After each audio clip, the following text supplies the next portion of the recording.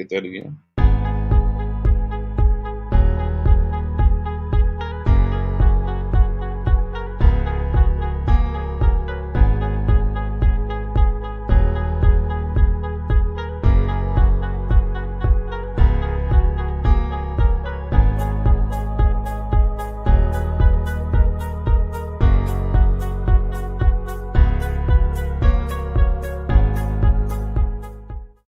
Man, what is going on, Cowboys Nation? What is going on, Stargate Affiliate? See in the building Wednesday. Yeah. Wednesday, 8 o'clock Central. Man, it's time for us to deliver y'all the Cowboys Report. Booney, building Matt O, Professor O, a little bit. Mary's a little still long. But with that said, guys, everything's going lovely. Said it, man. Well, 8, and then I'm gonna do a show. Right. Got through. It's time to do the show, and boom, we're doing this show. With that being said, man, how's y'all's week start with you, Spoon? Oh, everything's been good so far. Nice weather in New York so far. 80 degrees weather, so be getting used to that. It's good reading up some Cowboy stuff as far as mini camp going on. So happy to be here today. Yeah. At the office there. Yeah, man, busy week, man, but we're getting back to business, man. So I'm feeling good, feeling great, man. Shouts out to everybody. You kind of reached out to me this past week, kind of going through some situations physically and medically, but your boy's healthy, strong. We're getting back to football, and I couldn't be more ecstatic, man. So I appreciate each and every one of y'all who reached out, man. It's love, all love on my end, man. So ready to get it, man. We're moving into this rookie camp. A lot of excitement news coming out. It's time to dive in. So still glitch. Am I glitching? Am I? Go ahead and talk. Yeah. We're good. We're good. It's like Nick's got glitched, man. So so you stuck with me and Spoon, man. The tag team chess, man. We toss Nick's off the rope. You know what I'm saying? Like, here we go, man. Oh, there he's back. There you go. Holy cow, man. Yeah, there. Oh, man, internet. I don't know to tell y'all. Internet needs tech. It gets a little something. Said though, it's obvious we had the rookie. Got just overview. What did you think about the rookie camp, guys? Go ahead. Yeah, I think, the rookie camp is what it's meant to be. You're starting to hear a lot of, news kind of circulate about the performance. Now, I'll say this, and shout out to my guy, Mike Crum, who joined me last night. You got to take it with a grain of salt. You can't get too excited about what you're hearing from rookie camp.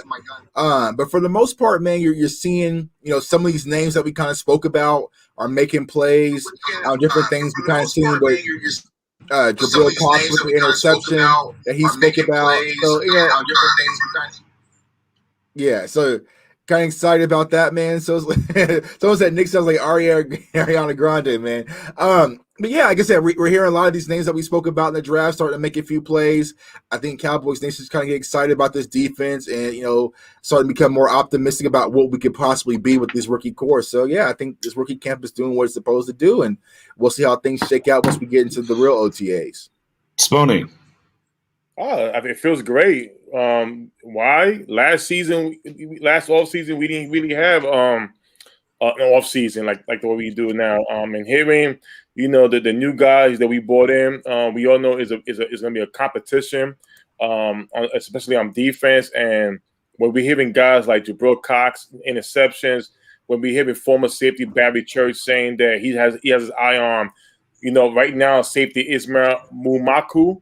Part of it, if I said his name wrong. When you hear those type of things, it makes you feel good as a Cowboys fans, especially in the hands of a defensive coordinator who is more proven than what we had last season. So it's definitely something to be excited for. Yeah, look, back of what Spoon just said, right? Wow, guys, we finally had a rookie minicamp after a year of COVID, the different things that was going on, and we didn't get to see these guys, until later on in the and we get to see some stuff happening. And right, we hear Parsons tips the ball, and Cox gets the interception, right? And we're seeing out here getting interceptions. So it's exciting. It's a fun time to fly. Temper. Hold on, guys. Hold on. It's just rookie camp. They're not against the big boys yet, right? And enjoy it, ride the ride. But I mean, it's the JT Barretts of the world. Attacking them, this ain't these guys going that we have a wide receiver, the CeeDee Lamb world, the Amari Coopers that they were going against. But you want to hear positive stuff though, and that makes you feel good to get you a little here in May. Yeah. And I think Mark just mentioned as well, your Quinn's out there working. I mean, I think that's the most, key sign elements that we're seeing Dan Quinn affect early, that he's wanting to be hands-on. He's putting his hand in the dirt as well, and he's teaching this young core. So that's what I'm really excited about, because hopefully I believe that's going to transcend when the veterans start to come into camp as well. So hands-on, showing them the ropes. And honestly, like from my perspective as a past player, not NFL of course, but just having a coach who rolls up his sleeves and gets in the mud with you, it makes it a lot easier to relate to. So I think that Dan Quinn is going to have that huge, relationship factor with not only this young defense, but also some of these veterans. Like, he's putting the work with me. So, that's what I'm excited about, and really see how that transcends on the field. But I'm optimistic that this defense will be a lot better than what we've seen last year. And I think the rookie camp is kind of setting the tone out the gate. So. And that's one of the things we heard in the first few last year was, man, these guys don't teach well, right? You heard those things about Nolan and them. They're not good teachers and whatnot. And as soon as Bahana had a little, maybe a little shoulder, boy, he just jumped right in. I'll play nose tackle. Hey, I don't know about y'all, and I'm with you. When I play ball, my coach got out there with no pads and lined up to do a couple of reps. Yeah. It got the juices flowing a little bit. Okay, coach. Like, okay, coach, I see you get in here with it. This is how you come up and he pops in the chest. Like, all right, bro. Yeah, all right, coach. All right. That's what we're doing right now, okay? You want to get physical? All right. So, yeah, man. And I think that kind of sets the environment, man. So. Yeah, and then, of course, the thing that kind of ran crazy was they had the video out there, the one-on-ones, right, where they was showing, like, hand placement with Osa. Quinn was showing him and doing those things. And it's like, man, I said, man, boy, we are really thirsty, Cowboys Nation. I get it. Pandemic, everything got removed last year. What happened? And it just popped up from a coaching a staff member and our defensive coordinator. We want to see this defense turn around, so we latch on. So, man, hey, man, I love all this in May. Spoony, I'm loving all of it. Listen, embrace it, man. I really do think this defense will be better because of a new coach, the type of players they drafted. It's gonna be more serious. We all know the offense is gonna be lights out, but I think the defense will be much more sound. And listen, you have to be excited for when you have when you hearing highlights of the new players, the young players making plays, and can't when it's supposed to. It kind of tells me that I'm gonna feel good during the season. Now we all know during the season it's a little bit more different because you don't know what they're gonna run, but you're gonna get better. Right. You're going to get better. And that's the main thing. You're going to be better. And all we ask for right now is from start to the end, how much better are you going to be? Because I believe we're going to be playoff ready. And I believe going in at the right time with the defense being much better than how they start, listen, anything can happen. Right. Yeah. Go ahead. Go ahead. No, go ahead. Go ahead. I was going to say, also what I feel like we are seeing what we were sold last year, right? Because we were told last year we're going to get back to basics, very blue collar, high energy, focus on turnovers, going back to, and I feel like that's what we're actually going to see this year with Dan Quinn in place. And so, I'm optimistic about this season, man, and what Dan Quinn can really do. So I'm sure we're about to talk about the coaching staff here in a minute, but I like this. It's also a good start. So and now and Elazar bring it up here. Our guy Isaac, who came from the Mexican League, right? That we got the red shirt on last year, and he came in weighing about 290 pounds. That boy beefed up. 320 in the building, 315, 320. You can tell he added that. Definitely worth on him.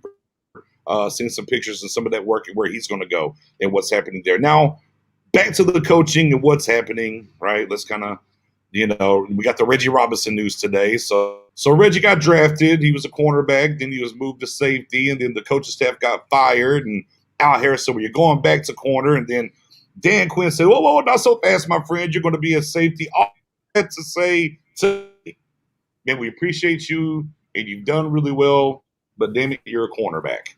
What is that? What do you think about that, Spoon? Well, Feel bad for the young man. He didn't get no snaps last season. He's going from position to another position. I am kind of glad he's going back to corner. We all know he's a cornerback, and I don't like the experiment moves and stuff like that. But it also leaves a question again at safety. It really does. Not saying that my man Israel Mumaku can't do the job, but it does take once you put and I believe they cut somebody, right? They didn't release somebody. Sweat, something like that. One of the offensive linemen. I'm not too sure. Okay. But yeah, Reggie Robinson now moved over to the other side. He may compete with Anthony Brown. We all know Stephen Jones loved cap money, cap space, and trading Anthony Brown could save him $4 million. So that's something that we could definitely look at. But it does leave another spot for safety pretty much open now that you move Reggie back to corner, which is so interesting. Yeah. I mean, J Tuck, Reggie got a better chance over here. What you think? I mean, granted, he's an NFL pro, right? But I feel like it's unfair to this kid that you keep pushing him around as far as his position. So I think right now, if he's going to be a corner, let him be a corner and learn the position. Like, I feel like he keeps flip-flopping because we've been saying so frequently on this channel, you can't just create a safety. There's natural instincts. And so you're thinking, okay, well, I'm going to be moved to safety next year. So you're probably studying, you're watching film, you're getting prepared to play safety. You're like, actually, you're going back to corner. It's like someone keep moving in job positions back and forth. And so I feel like they really need to leave Reggie Robinson at corner and let him develop. Now, shout out to Mike last night. We were saying that Reggie Robinson fits kind of the mold that Dan Quinn likes at corner. Long arm, speed, physical, cover 3 type guys. So, you might want to leave him at the position and give him a fair look. So I'm perfectly for it because I feel like the Dallas Cowboys question mark for me personally, besides the safety position, is the cornerbacks. Granted, we have Diggs coming in. We have one of my favorite picks in Boss Man Fat. You know what I'm saying? We'll talk about that. All right, stay tuned with that. So you got RCB2, but like it adds more depth. Now you have Anthony Brown, J. Lou, and Reggie Robinson with Kennedy, and maybe some other corners kind of flying under the radar. Now you can feel a little bit better about the cornerback position, but we still have that question mark in that void when it comes to safety. But maybe Israel Mukuamu can actually take over and be that, kind of that player behind DeMonte KZ. So we'll have to see how that all works out. So, and last year, me and Spoon definitely, we were like, man, just leave him at corner when he got moved. Man, just leave the young man at corner. Right. And there was actually a report leading up to the season that, man, they almost thought about and toyed with the idea of starting both the rookies at corner last year. Like they want, like Nolan kind of wanted to do that a little bit. Obviously, it didn't happen. We saw what happened, and we're not going to rehash that, right? But for me, it makes me feel better about corner for a couple of reasons. There's more depth there. We've talked about a lot here about getting a veteran guy, whether it be Brian Poole, whoever the case may be, in here to help with competition. But I just look at it and back to he kind of fits the mold with the long arms. He's got the speed. And I look at things like when I think about Stephen Jones, he starts talking about the cap, and it's like, well, to me, it kind of comes down to it's going to be a battle between, I think, him and AB. If they feel comfortable enough with Reggie Robinson, cornerback, I think AB. I don't think he's going to be cut. He might be a trade candidate. Could be with some trade bait, perhaps. But when you take one away, because we did a show not too long ago that OurLens.com said that Reggie Robinson is going to be a starting free safety. Obviously, that's off the board now. So we got to kind of go back and see what's good. Let me jump in here real quick, man. Shout out to Jackson in the building, moving the changes in the building, man. What is going on? Of course, Mendoza always coming through. Boy in the building. Keanu, stay healthy real quick. He's got a question. Do you trust Keanu to stay healthy? Time will tell, brother. I mean, we hope. What's that old Kodak Black? I hope so. Right. Dominic Toe's in the building. What's going on? Hey man, Earl Thomas. I mean, maybe we are making room for Earl Thomas. I do like the DJs in the building. Morris Gatson. What's going on? I got Woodard, Big Woodard in the building as well, man. We appreciate you as always, man. Give it a like, give it a share. Make sure you are subbed to all channels that are here. Matt O will be along here in a second. So let's rewind back now. Let's talk about this. So rookie camp came and went. All right, Reggie's moved on. All right, we're going back to the safety position, guys. it was brought up. We'll just throw it out there, right? We are the people's champ here. Are they making room for Earl Thomas? Yes or no? Was that the move? I'll let you. You know, I'm trying to calm down with these hashtag route. I'm really in. Okay, you're trying to reel it in, Father. That's what's up. I really am, but it's kind of rough, man. Because we have a hole there. It's no lie to it, and I mean, let's be honest. Kazi, we don't know his situation. Hopefully he's fine and everything like that. Israel Mamaku, yeah, it's mini camp. It's not training camp yet. We not see him getting interceptions in preseason yet. It's a lot to tell. But I mean, my thing is this: why not hashtag Route 29? Why not? I mean, at the end of the day, he knows the system. He knows Dan Quinn. He's the type of safety that fills the need. Yeah, I have an answer for you, though. Hashtag Route 29. Yeah, I have an answer for you because somebody was on the conference call for those season ticket holders. I think that question was asked, sir. And they knew to kick me off the call, man. But the question was asked because we had a season ticket holder conversation with Stephen Jones. Was that yesterday? And the question was asked about him addressing the safety position. He was like, "Yeah, I felt like we addressed it by bringing in DeMonte KZ. I think Israel's going to be great for us, and then also Jalen Curse. So we have some depth at that position, a quality guy." So I'm just like, here we go. But here's what I want to say. To the chat. Don't y'all get scared now for no Route 29 because I saw everyone beating their chest a few weeks ago like, oh, we need some tough guys. We need some dogs. We need some attitude. I'm tired of all these Garrett guys. So obviously character isn't concerned with these Cowboys.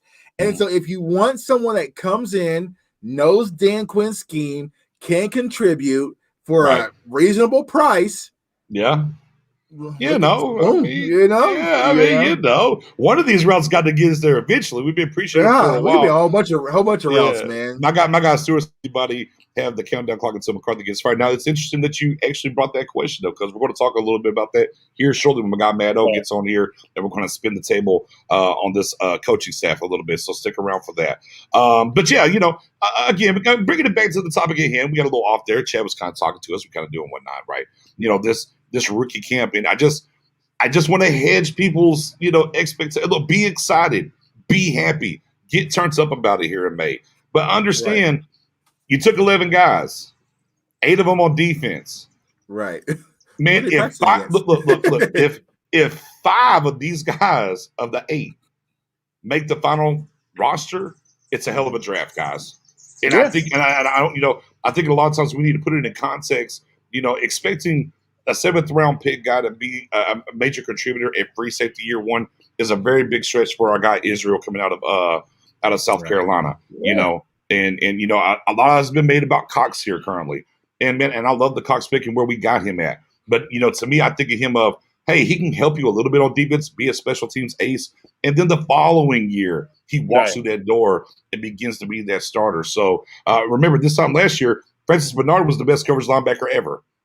Right. Yeah. And then got no burns. So, expectations healthy, I should say. Expectations do matter. Man, we want these guys on.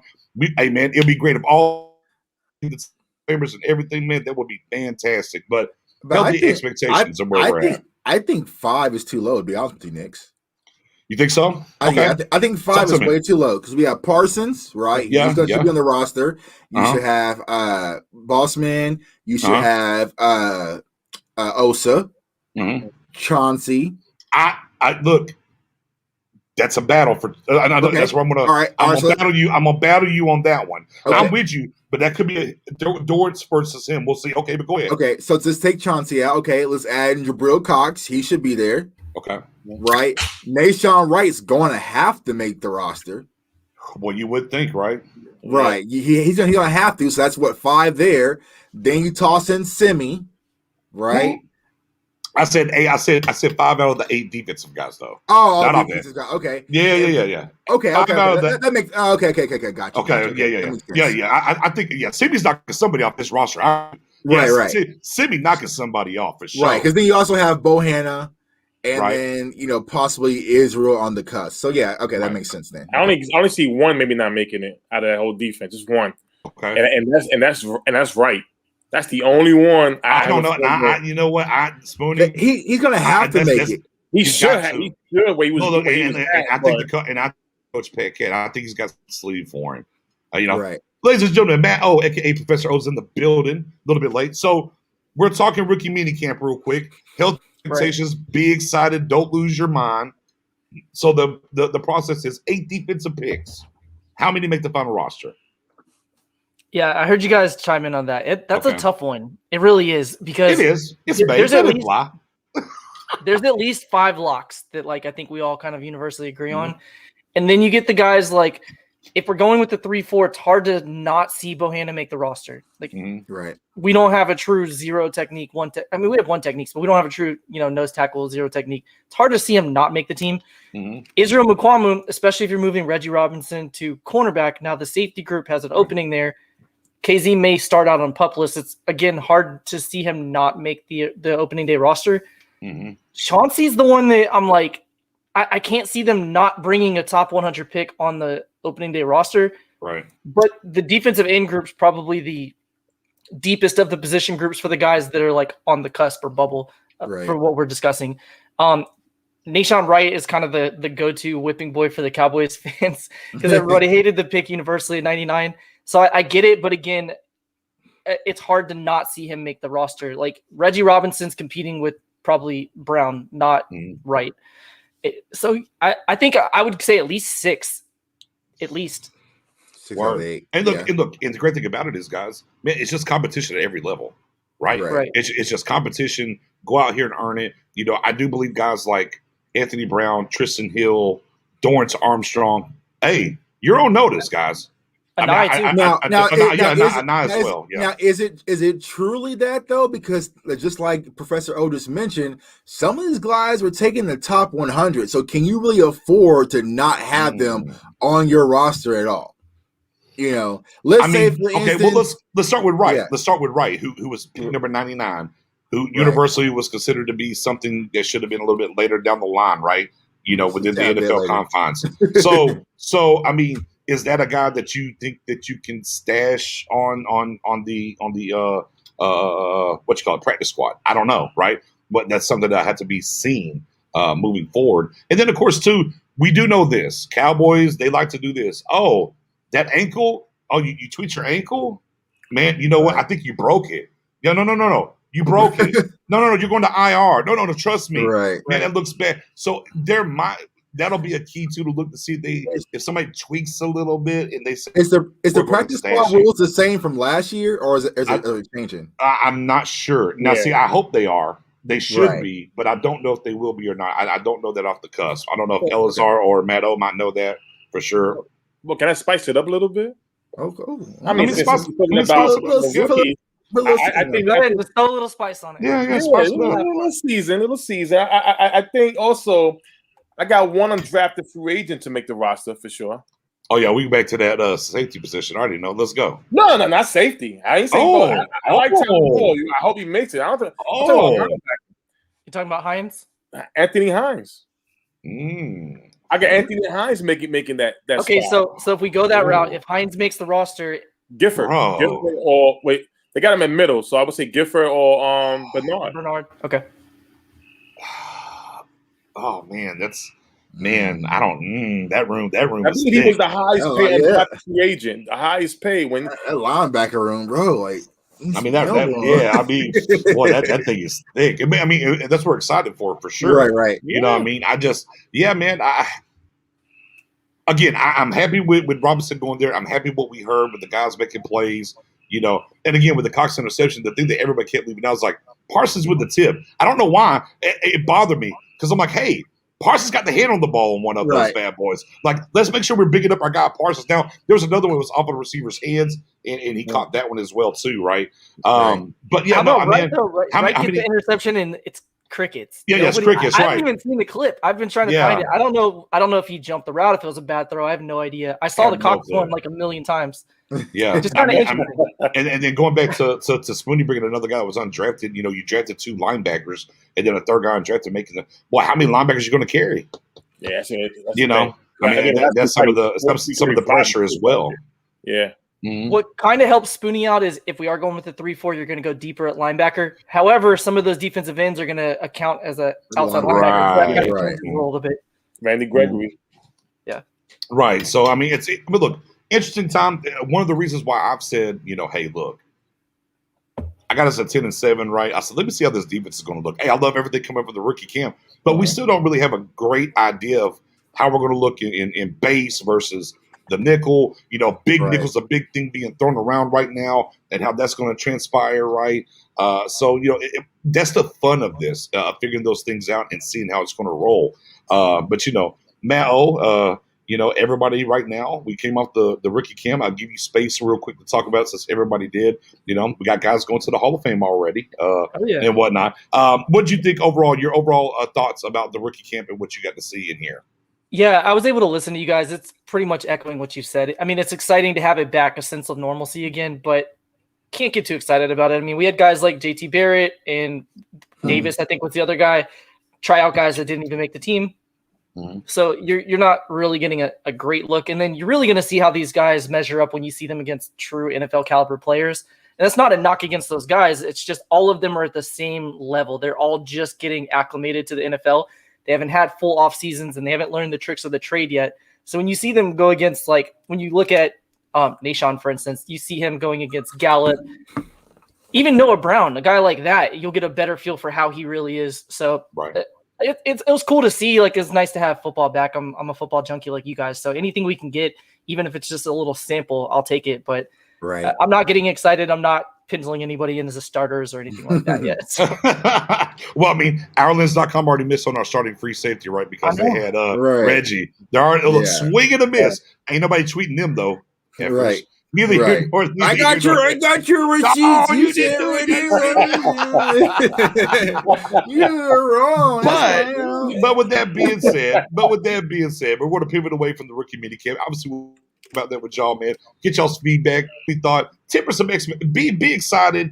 Just temper the expectations a little bit. Right. Now, Matt O brought this up. This is something I actually had touched for a little bit later into the off season before we got to training camp. But I said, you know what, man, Matt, let's go ahead and let's talk about it right now. Nobody else is talking about it. And and the thing about it is you made a good point as well. I mean, a lot of shade still kind of going to McCarthy's way. You're right. There's a lot of folks out here in Cowboys Nation that is feeling a little indifferent still about Mike McCarthy. Now, maybe some of that's from what happened last season, right? Some of the going for it here and there, or not going for it here and there, and whatnot. So Mike McCarthy, and everyone's been talking about the keys to this team being better is health, or the defense just getting into the top 20 with this offense, and we're talking about what this team can do to be better.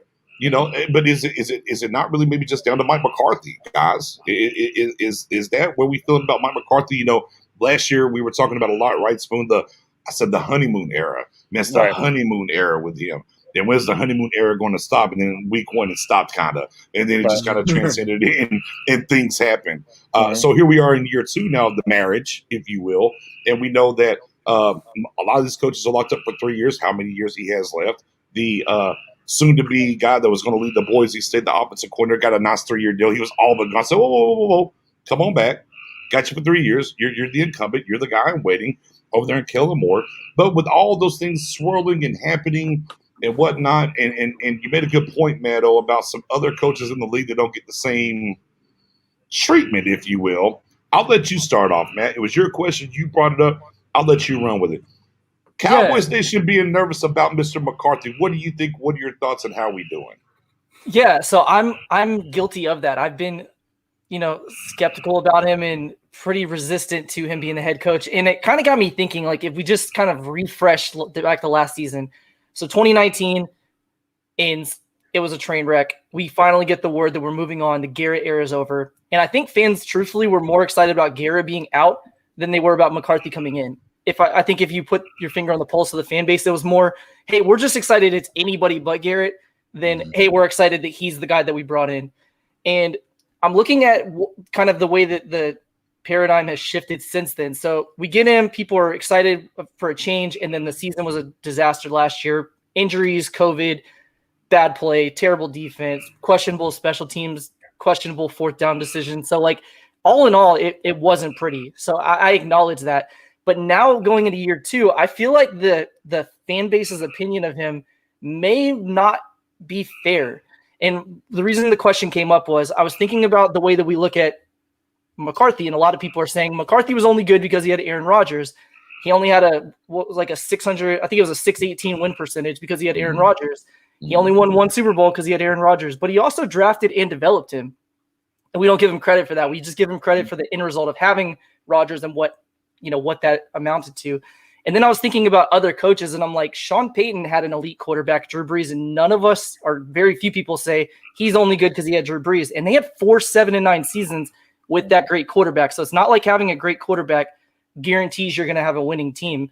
And the NFC North is not necessarily a weak division. So I just wondered if maybe the fans are a little bit too down on McCarthy, and I'm wondering if it's really justified. We could do a lot worse with head coaches. And then it also comes back to, there was a poll on ESPN last week where they were ranking the NFC East head coaches, and McCarthy was like 3 or 4 on almost everybody's list. And I was surprised. I'm like, Joe Judge, Sirianni, and Rivera. And Rivera I get, but the other two, I'm like, how? Like, I don't understand how his reputation has dropped as quickly as it did. So that's kind of where the question came up.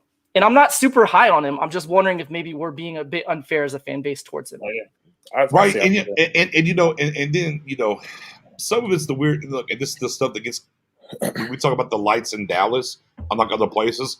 Some of this is a part of that. Was okay, he's out here. Is it, well, you got to say what you got to say to get the job, and then you see Stephen Jones's face. That's a bad look, right? Then during the drafted times, like they have him on the panel with Stephen Jones, like after the 3rd round, and he's like, I don't know why the hell I'm here. This is Dan Quinn should be here, right? And we were all kind of saying the same thing. Where the hell's Dan Quinn? Let's talk about these picks and how they fit and whatnot. But with that being said, J Tuck, McCarthy, this weird relationship. You yourself have had a real relationship as well, I guess. Yeah. So a lot of people want to call me one of the conductors of the pitch train. Right, and then you're like, okay. Yeah. Go ahead. What do you think? Mike McCarthy, bruh. Me and Mike McCarthy. So I'll say this, like Professor Otis said, when we moved on to Jason Garrett, Mike McCarthy was my first hire that was believable. I think he was going to be the fit. But what I was saying so frequently last year, I feel like the Dallas Cowboys rushed their decision. I feel like I said, they were out of a bad relationship with Jason Garrett, and the very first girl they laid eyes on in the club, they married him that quickly. It was that sleepover, though. I don't know what happened at that sleepover. To the death of me, I've always told Spoonie this, to the death of me, if I could ever be a fly on the wall, that would be the moment. Let me hear exactly what was said there, but go ahead there. Something happened in the sleepover. They were like, all right, I love you. Like on Superbad, man, when Seth, I love you. They're like, yeah, that's what's going on. Oh, Seth. Spoon type that up. I know you got the Mike McCarthy and Jason or the Jerry Jones video Superbad. But yeah, so I felt optimistic going into the season last year. But there were so many questionable decisions I did not expect from Mike McCarthy. And the thing I feel about Mike McCarthy is he's a decent coach, but he's just not going to last in Dallas for reasons that Nick just mentioned. Like, the spotlight is too bright, and he really just can't be what he wants to be. And from my standpoint is, if you're an offensive-minded coach, that's what you're known for. That's what you hang your head on. You have the offensive coordinator in Kellen Moore running the shots. And so what value does Mike McCarthy really bring this team where you have Kellen Moore pretty much overshadowing with the play calling for the most part? You have Dan Quinn, who's a proven head coach's damn self and defensive coordinator. What does it say that you do? And that's my question with Mike McCarthy. And I felt like he needs to be the guy to rally the troops, make the smart decisions throughout the game. But we saw that even going through the New York game was not throwing the challenge flag. Like, there were so many moments to Mike McCarthy I didn't expect. And so I feel like the spotlight will be on him, because if this team sputters again and gets off to a slow start, it's only going to be natural that the fan base and also Jerry Jones and Stephen Joseph is like, well, what are we paying you for? I can keep Kellen Moore as my offensive coordinator or possible head coach in training, because now I have Dan Quinn, who's a proven defensive coordinator and a proven head coach as well, to kind of be that bridge until Kellen Moore can get up to speed. So I feel like it's going to be very important for Mike McCarthy to show his worth and his value going into this season. So, you know, I saw the question earlier about, did we start the clock? Absolutely, because if we get out to a slow start, and let's say, for instance, we start off 1-4 or 1-5 or 2-5, like, I feel like, you know, there's going to be a lot of changes when it comes to Mike McCarthy. And so I would definitely, you know, keep that into consideration. And yeah, and also, you know, going back to even the Nolan hire, like the Nolan hire last year didn't make sense. You got to be held accountable for it. Like, if you brought in a guy who had zero experience, I mean, for the most part, you know his track record, but he's just a friend of yours, like, you got to be held accountable to what happened to the defense last year. So yeah, it's going to be interesting to see how the Cowboys handle Mike McCarthy. But of course, winning cures all, but we'll see. Yeah, Sponey, McCarthy. You know, too much heat, not enough heat. What you think? Well, a lot of folks didn't understand what Chuck was saying about the super bad thing. So I got the clip right here.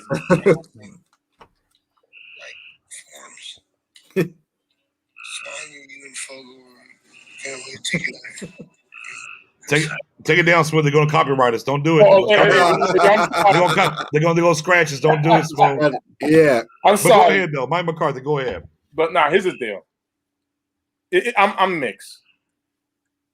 People saying that McCarthy had a bad. Yeah, it was a bad year for. Yeah, injuries. You had really no off season. You can compare the situation with the Washington football team because they won. Understand this. Was they injury as like us? No, it wasn't. Okay. The Cleveland Browns, were they injured as us? No. We're seeing what's going on with Aaron Rodgers in Green Bay, right? That poor coach is going through a lot over there. I mean, what did he do? We're seeing the fact that Aaron Rodgers was throwing up the issues on everybody else without taking accountability. I recall, well, why would you call that play if I knew that play X, Y, and Z? Those are the things that McCarthy was going through. And now we're seeing it with Aaron Rodgers and a new coach and a new GM over there. So that's but they winning, Spoon. But they winning. Okay, they winning. They all winning. They all winning. That is correct. But here's another thing. McCarthy's coming into a situation not only with injuries at the players, the front office. Last year, when we hit blue-white scrimmage, we always tune into that. Last year with the blue and white scrimmage, what happened? What did we see? All we saw was nothing. That was a change that McCarthy brought in. Stop being a circus. That was one thing. He had to correct management. Stop selling the team like a circus all the time. You can't do that. I want my team to concentrate on what they need to concentrate on, especially where I can't see them face to face. I got to go on the computer to do that. So it's a lot of things in there. I can't just blame McCarthy. McCarthy's coming to an organization that, my God, let's keep it real. Look at the moves they have made these past years. At least McCarthy in Green Bay, when he wanted a safety, he got Charles Woodson, right? When he wanted certain plays, whatever they allow him to get, he got them, and he won. And if they didn't win a championship, at least they was in the playoffs competing in all those years. You're coming in Dallas. We haven't been in the playoffs since when? Since 2016. Now, and again, there was no accountability. When you see former players like Jesse Holley tweet that now there's no more privilege from players, that hurts a coach. When you hear a comment like, if Jerry's not sweating it, why am I sweating? It tells you that we are all just fucked up all over. Right. You know, and so that's what McCarthy to me is the best hire since Bill Parcells, as far as brand name. Yeah, but I would say, is he going to be allowed to though? That's the problem. Well, I think he is. I think he is because I think he is. I really do. I think I think the thing with McCarthy is that where I was at was I watched him, and whenever those shots were being fired from anonymous sources and whatnot, McCarthy was kind of chill and laid back. And then once they kind of cleared out, and he came out and said, "Hey man, we're men." Okay, I respect that. Hey, my door is open. You got something to say? I'm a man. Come through. I like that from my head coach. Right. I think also we were looking for that fired up McCarthy on the sidelines, and we didn't see it early through the season. Right. Once they kind of cleared out the gunk and the muck, Then you started seeing the McCarthy we thought we were going to get on the sideline some. So he was kind of making a point of, I'm not going to fight for you till you show me you're going to fight for me a little bit. And I can buy that. And I think some of this is a thing that we talk about, and something gets lost in the sauce, guys. Man, we got to change. And Spoonie, you're kind of all the way around it. Mm-hmm. It's the culture. We heard Dak talk about the culture. And Mike McCarthy as well. Like, we have 9.5 years of Jason Garrett, quote unquote, culture. And those things that have to be changed, and they don't happen overnight, especially whenever you have this COVID weird, what are we doing, Zoom call. The one thing that I'm going to put at McCarthy's head, and you can't tell me otherwise, was the Mike Nolan hire. Trash can't punch, brother. Hey, bro. Hey, you screwed the pooch. Okay? I think it was actually two bad decisions there, because not only did you bring in Nolan, but you allowed him to try to make a complete defensive scheme shift in the middle of COVID. If one thing to say, I'm going to bring you in, you got to run the defense as is. We'll try to, sprinkle it in through the season, and then next year move into it. Knowing we were going to have a short offseason with just virtual, he should have pulled the plug immediately on that. Right. So it's actually two bad decisions there. Way too much. Bobby, let me ask you a question. Where's Mary? Man, Mary has been caught up. She with work. She's had some serious things that she had to handle from the work standpoint. She's still on the fold. She's still on the mix. She was with us on the draft coverage. She's coming back to the fold now. I just talked to her yesterday. Everything's good on that front. Man, hey, man, life beckons. Life beckons sometimes, and that's and that's what it is. It's Bobby just backdoor. Let me grab one time. Said over Zoom, as you were saying there, Matto. This new events over Zoom, man. But I granted, if this wasn't the Dallas Cowboys, and if I didn't know any better, that would be Mike McCarthy's a great hire because he could change things. But I know we're kind of preaching this, open competition, and it all sounds good in the grand scheme of things. And so you get that man sitting there at Oxnard thinking, I'm paying Jalen Smith how much a year? Yeah, we're willing to talk about that. Yeah, I need to see Jalen out there a little bit more, because he's a good ball player, and so that's the thing. We like him. Same thing on draft night, talking about cap ramifications from your draft picks. Right. Yeah. And I think that's the hard part. It's like Mike McCarthy wants to do things this way from a football perspective. Like, he wants to get these guys in. He wants to kind of have this attitude, this toughness, but you have these two overseers that just, aren't going to stay out the kitchen. And you can kind of see it with Mike McCarthy, because after that Thanksgiving game, when that fourth fake punt happened, all that aggressive shit went out the window. Because I'm sure he got talking to, hey, bro, turn all that down. So it's like, punt team, come out, because he saw it.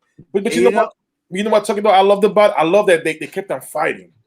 Right, even the game with Gary when Gary came in as a backup, in Minnesota, we was close, and that's what I wanted to see, where that's changed. Now, what I love about this is that, again, even though you have the guys that are making money, or the brand name guys who be right back, go right ahead. All right, even though we have the guys that are brand name who are on contract like Jalen Smith, or the guys who are brand name who can make that money. And LVE, they are put on notice. And listen, I think Jalen Smith in this defense under Dan Quinn, I think he could rock. I think he could come back to that 2018 form. But just to know that I don't have the spot on lock and I have to compete, the more you compete, the more you get better. The more you even get better at the little thing that you're not that good in. And that's what we want for this defense. Offense is fine. It's the defense. And when you hear a guy like P.O. said earlier, when Dan Quinn, when Bahama went out for a couple of plays and Dan Quinn went in there, that was pretty much an example set. We don't stop. Right. We keep going. If my old ass could get in there and still practice, you can too. And that's what I love about it. Instead of somebody just watching from the sidelines with the binoculars, that's not going to do nothing. He's getting in. This is why I can't even wait when the whole defense comes, when the vets come in there, when guys last year would get no playing time, and now you got a chance to get it under this new coach, even though he wasn't drafted under him. Now you get to compete in front of him. This is why I think this defense is going to make a serious leap, not because of just talent or whatever. It's because of the teaching, the culture, and just what we need. So in front, and when we have our leader in Dak Prescott kept on emphasizing that right during his contract at the press conference. Culture. He knows what it is. They still affected by this Garrett culture, and that's but it's all. But it's not. But it's okay. I was just gonna say real quick. I think Eric, man, Philbin might have coaching job out of everybody last year. To be honest with you, right? Philbin did a fantastic job with this offensive line. To be honest with you, go ahead, Jason. Yeah, but I was gonna say the culture isn't Jason Garrett. The culture is Steven and Jerry. No. I'll disagree with you just a smidge. Because look at the guys they drafted this year versus the guys that Jason Garrett would have drafted. But there's a little bit of a change there. But let's say this, right? Okay. Zeke had a fumbling issue right now last year, right? Does Mike McCarthy have the authority to say, you know what? I'm not playing Zeke no more. He's done. Tony Pollard, you're my guy. He absolutely doesn't. Right. I mean, how many? Yeah, but we've seen. I feel that, but I mean, is Kamara gonna get benched down there in New Orleans if he fumbles a couple times? Look with Belichick. Don't love him, addition. You know what I'm saying? Right. If you mess up, you know what I'm saying? James White, like you've seen so many players. If you mess up and you're not doing things my way, I'm done with you. And we kind of go back to the Jimmy Johnson era. Jimmy had that authority. He'd be like, you know what? I'm not rocking with you no more. You're done. You're fired. You're out of here. You're off the plane. But Mike McCarthy does not have that authority because Jerry and Stephen Jones, and it's going to be hard for him to change it. Yeah. May I show you guys an impression of the type of players and Gary? I'm gonna show you guys an impression. Eric, as a head coach, yes, but if you look at his work outside the head coach, he's been really good in the league. Look what he did with the Ravens after Miami. I'm with you. Taking Ted Ginn early, coming out with the speech of "You're gonna love this kid at number 7" and da da da. Yeah. Down there in Miami, I'm with you there, Eric. But you know what, man, guys. Bounce back, things happen. Go look at his work in the Ravens. Go look at his work before Miami, and I see what he did last year. I'm not going to hold somebody to 1 year, but I'm with you though, bro. Yeah, that Miami stuff was trash. Eric Kush, it was trash. And answer James's question, I absolutely would. If Zeke had a fumbling issue and he can't hold on to the ball, he absolutely should get benched. And we should move on. You got to sit down. And they did for a hot second. Yeah, I mean, you sit him down, but you don't. Damn, Tuck, you said, man, I'm sitting down. I'm moving on. Whoa.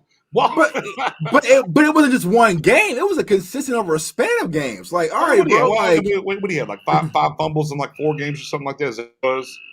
Yeah, he lost 4 of those. He lost 4. He lost like 4 of them. Something like that. He tried to do too much. Listen, I just want to say real quick. My bad, Spoonie. I just want to say real quick. So, friend of the show, Geechee, had a comment that I wanted to highlight real quick. He said, they let Mike hire his whole coaching staff. They would never let Garrett do that. And that's why I think the McCarthy hire, no matter what happens with him, is beneficial for the Cowboys because it was Jerry and Steven allowing somebody to have more leash than what we've seen recently. And after the Garrett era, you can say what you like about Mike. You can call him a puppet, whatever. It's a pretty big difference from what we saw with Garrett. Garrett would have never been able to just clean house the coaches and hire all of his own guys. Yeah. And the other comment really quick I want to say real quick is when we're talking about Zeke's fumbling, I do want to make the point because we all agreed last year was kind of a wash. McCarthy's team had the second fewest turnovers of any team in the NFL behind only the Patriots in his tenure at Green Bay. He actually is super, super disciplined in what he coaches with his team in terms of turnovers. So I'm hoping last year was just kind of a whatever. Right. Yeah. Whatever you want to say. I'm not knocking. I'm just saying that's a scenario where. No, I would have done the same though. I would say. I would say. I mean, Joseph. I don't know that you necessarily fully bench him, but you're used to just changing. Like you're gonna start getting throttled down.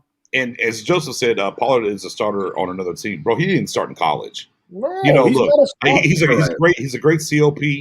Right, he's a great change of pace guy. You want him on your team, but he's definitely not a guy he's not a bell cow, if you will, in the way that Zeke can be. And look, that's a different argument for a different day of do bell cows matter and everything. So I don't want to get down that tangent too far. I want to bring it back to this McCarthy and where he's at right now and what we think about him as compared to other guys in the league, right? Because 1 Super Bowl with Aaron Rodgers, right? Sean Payton, everyone reveres Sean Payton. He only hit 1 Super Bowl with the great Drew Brees, right? And he went. You dropped a great stat, Professor O. How many times did he go sub 500 with Drew Brees? 4 times. He went 3 years in a row, 7-9, and then it was 4 out of 5 years he went 7-9 with Drew Brees. So having a great quarterback doesn't mean you're gonna have a great team. You still have to be able to coach. And to add on to that, people in an argument, they will really quick go to Drew Brees' stat and look at the yards. He has the most attempts in passing than any other quarterback in the league. That's their scheme, throwing the ball. How many 1,000-yard runners he ever had besides Kamara? And that was late in his career right now. This is why on third downs, they barely trust him throwing that ball. His shoulder is done. The amount of time he threw that ball. But going back to Mike McCarthy, people forget when he was in New Orleans as a coordinator. Remember Aaron Brooks? K-Swiss sneakers. This is why McCarthy got hired in Green Bay. He's able to he'll trust me with him and Dak Prescott. We saw Dak last year. But how hands on is Mike McCarthy? There you go. Yeah. See, but Mike McCarthy he's not hands on like that in Dallas because even going back when Ben DiNucci smoked about his preparation for the Philly game, he was like, "Well, I was working directly with Kellen Moore. It's like I didn't have much communication with Mike McCarthy. Kellen got me ready. So what is it that you say you do? That's." But here's the thing. So I do agree with what you're saying. The main thing to me, and I do agree, is that it's Stephen Jones and Jerry. They have to fall back. Right. They have to. You got to fall back. Fall back and play your role. And again, Mike McCarthy is a brand name. He's not a Gary. No disrespect to Gary. Right. I think Gary is a good guy to prepare, but I just think he's stubborn in a lot of different ways, in my opinion. When it comes to McCarthy is the closest thing that we have right now that we can get to the deep into the playoff. I think he's the best coaches ourselves. Right. They got to do their part. Always got to do their part. But Nick has always said, if you're going to bring in McCarthy, I want to get the full McCarthy. Let him call the damn plays. Right. You got an offensive guru. All right, you're in charge. Kellen Moore, you're going to take a back seat for a little bit, but Mike McCarthy is fully on you. If you want to delegate to Kellen, that's perfectly fine, but we know that's not the case. We know Jerry and Steven have their hands in it when it comes to this Kellen Moore decision, which brought him back. So 5 years, both of them. Yeah. So let me spin it this way. On a scale of 1 to 10, your confidence level in Mike McCarthy being a head coach and taking to the right. I know you're hitting these frogs out here. I'm outside. Man, it rained here today. It is what it is. I'm literally in the backyard. But with that being said, with Mike McCarthy and the ups and downs, and you're right, Jay. So the one thing I said was he came in here and the first thing he did was, well, I'm going to kind of learn his terminology, keep this thing rolling, yada, yada. So I told everybody that as soon as Kellen Moore signed the deal to stay here and not go to Boise State and be a football god, that Deck's getting signed. There won't be a tag. There's no way that Kellen Moore was coming back and leaving Boise if he wasn't going to be or he wasn't going to have Dak Prescott long term. So, scale of 1 to 10. COVID be damned. Different things that have happened. Mike McCarthy heading this team in a CEO capacity, I guess, is what we got to say, because he's not going to call the plays, guys, right? So where are you at when McCarthy getting this thing in the right direction? 1 being terrible, 10 being, yes, we're going to a Super Bowl. Jay Tuck, go ahead. 5. 50-50. Professor. 5. Oh, no, go ahead. Expound. I was going to say 5. I mean, if we're going to get there, it's going to be because of Dak Prescott, not because of Mike McCarthy. That's the thing. It's like I can't see us going to a Super Bowl, playing a Kansas City and being like, damn, Mike McCarthy out-coach Andy Reid or something like I just don't see that. I feel like it's just going to be Dak Prescott and his offense carrying us to the big game. So I would say 5. That's where I'm at with it. Matt O, where you at? So I don't think a 5 is unfair. I get where Tuck's coming from. I'm a little bit higher. I'm a 7. And again, the reason is because I see 2 big shifts from our team from a culture standpoint. They let a head coach make a lot of the coaching decisions. And then the following year, they bring in another defensive coordinator. And that was not a scout's draft. That was a coach's draft. Well, let me press and they allowed us to do that. But let me press you. But he failed. Hold on, but let me press you real quick. We don't know that they failed, though, yet. We're going to see. The jury's out. Let me press you, though. Was the Nolan removal in Quinn McCarthy? I don't know. Steven. See, and there's completely valid question. Completely valid. I don't know. And that's where I'm kind of torn when it comes to McCarthy. But you got him at 7. So 5-7. Spoonie, where do you have McCarthy at right now? 10. And I'm gonna say why. I'm gonna say why. it's quiet. McCarthy's keeping the Cowboys news quiet. When it's quiet, that means there's good things coming about. I don't think McCarthy just really sit there and don't really say much. I really do, and he says a lot. And at the end of the day, when it comes to Dan Quinn, that was his hire. I don't think Stephen Jones hired Dan Quinn and told McCarthy he's a guy. They have all relationship now with Nolan.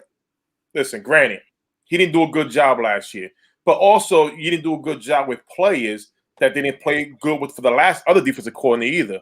You know what I'm saying? My thing with Nolan is that, again, if you wanted to swap somebody out, who would you put in? We are still stuck in that Garrett era.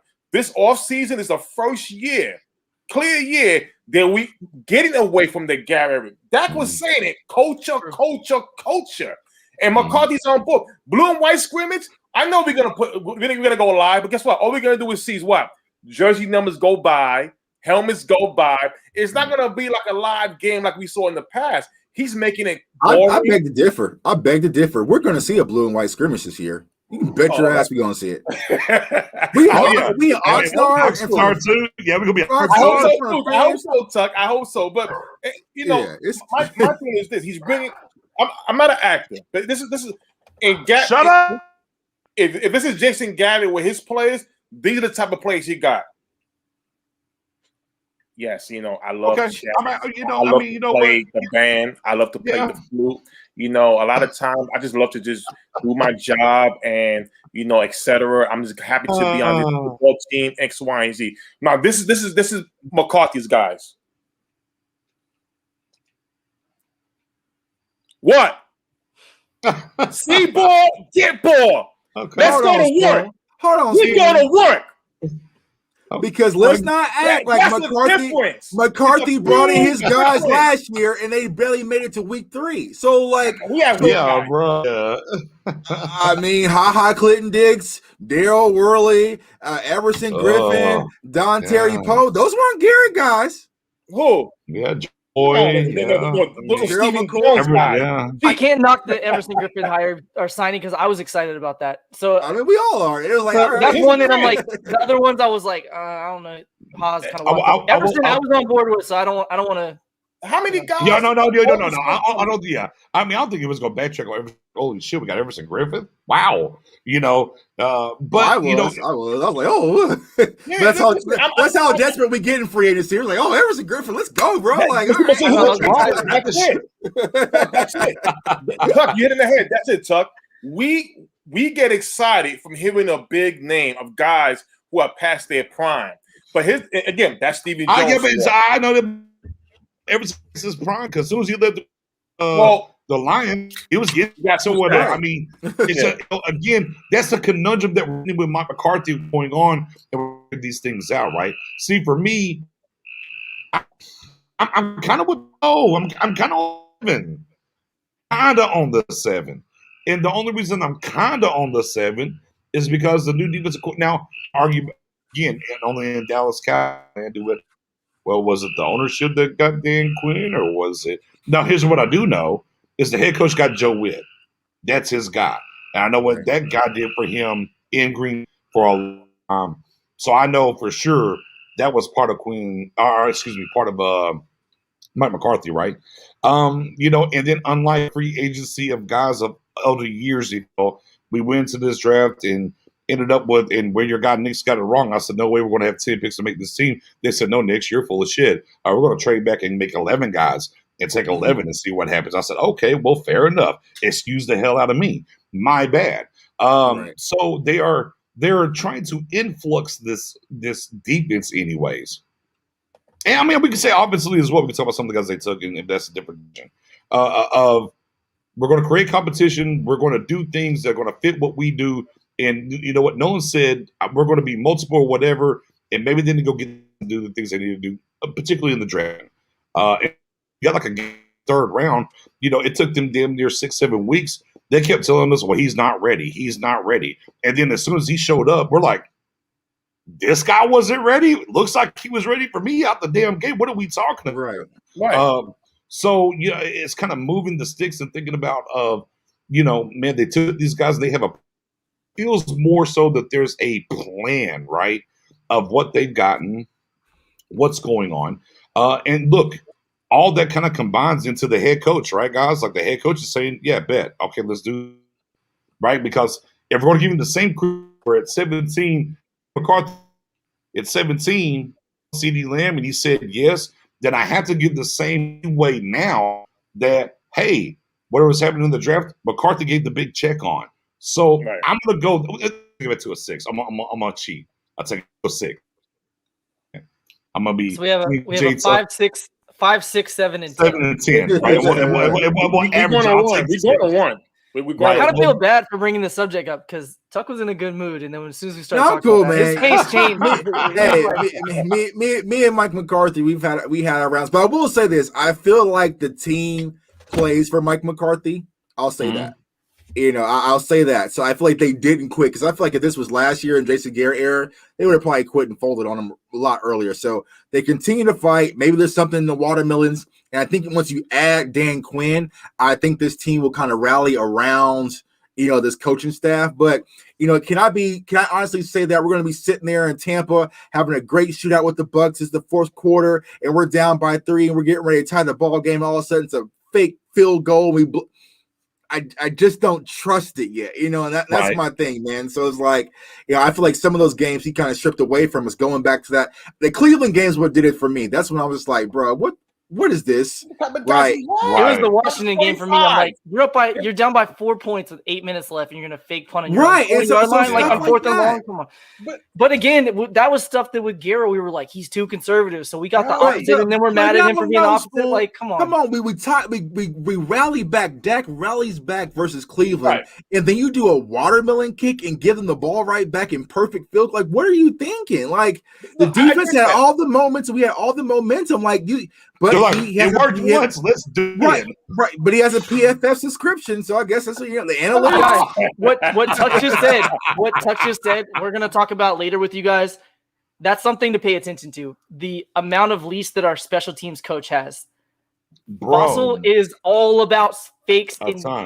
You're gonna love it or hate it, and especially with our partner. We'll talk about that another day. But here's the thing. I'm gonna tell you this: out of the 10 years. Out of the 10 years that Garrett coached the Cowboys, 14 and 16 was probably the better years, of course, the 2 playoff runs. Even when the team was still growing, last year with all the injuries, I enjoyed last year's season than the other 8 with Garrett. Wow. You know why? Because you saw change. You saw spark. Bro, did nothing improve last year. No. Tuck, it did. If you take away the injury, we drafted CeeDee Lamb. That's what we did. Look, but Tuck, if you take away the injury and everything, all you saw was players kept on playing. Towards the end of the season, they were still playing for McCarthy. Well, if they would have quit, we would have really been on the first half of the season. If they would have quit at the right time, we would have been on the pitch train. Man. That's the thing about it. They didn't. I'm 50-50 on Spoonie's comment. So I did not enjoy last season. Garrett would have got us Kyle Pitts, man. No, I'm not saying I enjoyed last year overall, but I'm talking about compared to the 8 years with Garrett when the team was still growing and he's trying to find an identity. This team was playing for McCarthy lights out towards the end, regardless. They come on. The issue we had last year, besides the injuries, Nolan. But mind you, offensive line was hurt. Our quarterback was hurt. Zeke, with the fumbles, he had to get. But towards the end, when it was a chance to make the playoff, they still play for McCarthy. With Garrett, they would have bailed out by half. No. I'm not going to. They would have bailed out on Garrett. No, they never quit. No. You can't point to a game in Garrett's era where they quit, they shut it down, and they got blown out. Like we talk about, like son of bum. Because we were getting dog walked last year. That Washington game we got dog walked. But to rewind that, they did do enough to get Garrett's guys up out of here, and I think this draft did something different. We'll see. But I want to touch this from Eric Cush. Shout out there, a longtime listener to the team, man. He was rocking with us all through the draft and everything. They said PFF is a joke. And here's where I'm at with that. I want to bring this up is that you can think whatever you want to think about PFF because there's things about PFF that I love and I hate and whatever the case may be.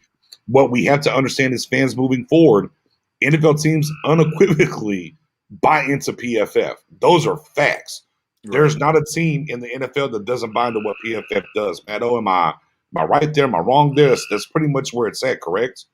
Yeah, so the 2019 season was the first year that all 32 teams had a PFF subscription and used them. They use them for their own purposes. So like what we have access to is not per se what the teams have access to. They may have advanced analytics that we don't see, but yeah, all 32 teams use it. The biggest thing that people get stuck on is they're literally grading every single play based on what happened that play. They don't care where you're drafted, how much your contract's worth, anything like that. So a play I'd like to point out is like the Eli Manning, Odell Beckham versus Brandon Carr play. PFF are on the stat sheet. You'll say, well, Eli had like a 40-yard completion or whatever for a touchdown. In reality, it was an off-target throw. So they'll grade that negatively, even though Odell made a great catch. Odell will get a positive grade and Eli will get a bad grade, even though on the stat sheet it shows up as that. So that's like that's like an extreme example I'd point out. But like when people look at Zeke's ranking and Dak Prescott's ranking and stuff like that, I agree with you. There's things where I'm like, I don't get it. But they're basically the thing you have to remember is they have teams that grade every single play over and over and over again on every single game. And you and I watch all of the Cowboys games, and I don't know how much you guys watch league wide, but I don't watch all 32 teams every week. Right. So they have more information than I do. So I take advantage of that information. I don't use that to determine my decision, but it's good information either way, whether you agree or not. See, with me, numbers can be misleading if you don't research the game. Perfect example: when we trade for Amari Cooper, a first round pick, what was everybody's take with the numbers? 18 drops, right? If you go look at the 18 drops in video, what do you saw? The ball was out of place. The minute in NFL rules, if you touch the ball even with a pinky or a tip of the finger, it's considered a drop. So basically, it was more passes that was not basically uncatchable, but he went for it, which is the quarterback's fault. But what they do is so easy. Look at numbers, 18 drops, and they pin it all on Amari Cooper instead of going back to the tape and look at 18 drops. They were all really uncatchable balls. If you would have caught it, those are highlight catches. You know what I'm saying? Mm-hmm. But that's the thing. Now, did he have 18 drops in data with Dak Prescott? No, he hasn't. He hasn't. Right. That's why with numbers, you got to really, it's a good thing, but it can be a bad thing. It can definitely be misleading. Right, no doubt. But again, from our standpoint, what we have to talk about and whenever we're relaying information to the fans, we have to be clear. It's something that Jay Tuck brought up not too long ago, maybe 2-3 shows ago. It's like, we get inboxes of people saying, hey, man, I understand what y'all are saying, but I don't understand what y'all are saying. So we kind of expect everybody gets what we're going with and what we're talking about. And sometimes we need to break it down a little bit further for the more casual fan that tunes into us. That's our bet. We're going to try to do on our channel for sure. I know Jay Tuck's already talked about it as well. You know, we're going to try to do a better part of breaking down the intricacies, if you will, about what's going on within the league for you to understand. And when it comes to this right here, I don't want to get on the either side of what you think about PFF at this point.